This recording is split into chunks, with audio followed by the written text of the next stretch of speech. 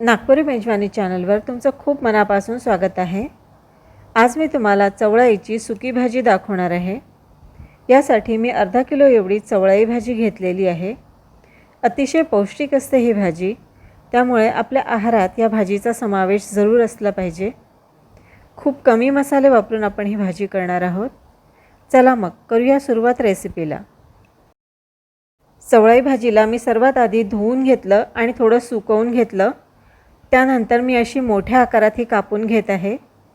खूप बारीक नाही कापायची ही भाजी। त्यानंतर मी 2 मोठे कांदे उभे चिरून घेतले, 7-8 लसूण पाकळ्या ठेचून घेतल्या, 5-6 सुक्या मिरच्या कापून घेतल्या आणि पाव वाटी एवढं जाडसर दाण्याचं कूट घेतलेलं आहे।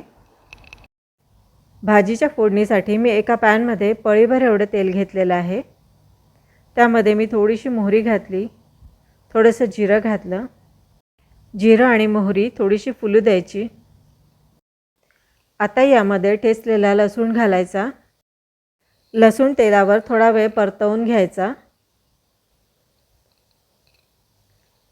लसूण हलका तांबूस झाला की मग सुक्या मिरच्या घालायच्या। सुक्या मिरचीला सुगंध येईपर्यंत तेलावर परतवायचं।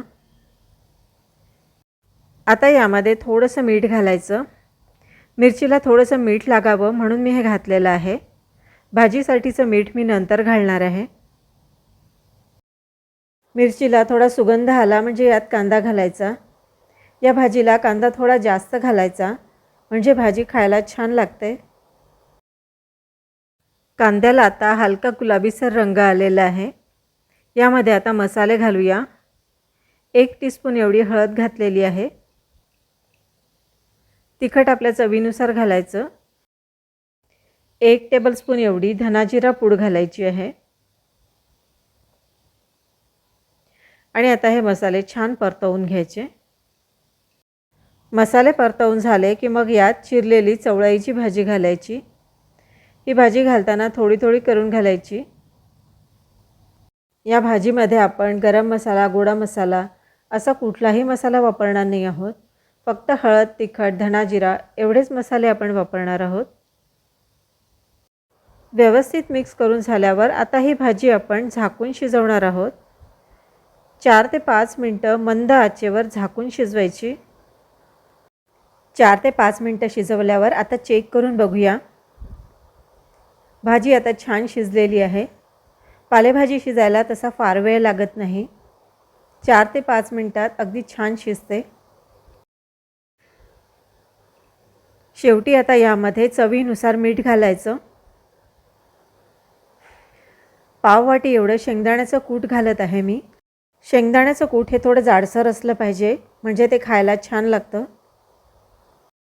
थोडंसं लिंबू पिळायचं म्हणजे भाजीची चव आणखीनच वाढते। अतिशय पौष्टिक असते ही भाजी आणि सुकी भाजी असल्यामुळे तुम्ही टिफिनला देण्यासाठी सुद्धा ही बनवू शकता। उन्हाळ्याच्या दिवसांमध्ये ही भाजी मार्केटमध्ये अगदी सहज मिळते, तेव्हा जरूर ट्राय करून बघा चवळाईची सुकी भाजी। आणि रेसिपी जर तुम्हाला आवडली असेल तर मला कमेंट करून जरूर कळवा। तुम्ही नवीन असाल चॅनलवर तर सबस्क्राईब जरूर करा। पुन्हा भेटूया आणखी एका नवीन रेसिपीसह। तोपर्यंत गुड बाय।